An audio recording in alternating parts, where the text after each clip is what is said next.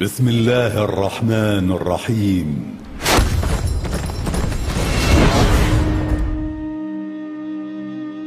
ولا أهل بيت أوفى من أهل بيتي، فجزاكم الله عني جميعا خيرا.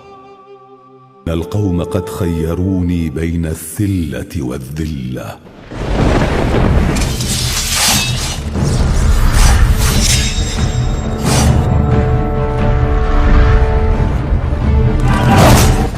السلام عليكم يا عباد الله. يا رحمن يا رحيم، قد خلت مواعيدنا، تيتمت أطفالنا، نهبت أموالنا، أبيح ديننا.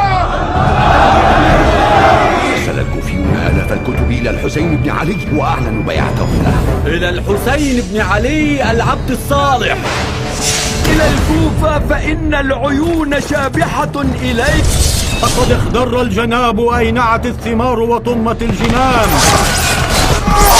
لقد وصلتني كتبكم أن أقدم علينا بما هو حق لكم علي، فإن صدقتم قولي يزيد خليفة الله بالحق وطاعته. يريد الحسين من ولن ينتزع الخلافة من يزيد.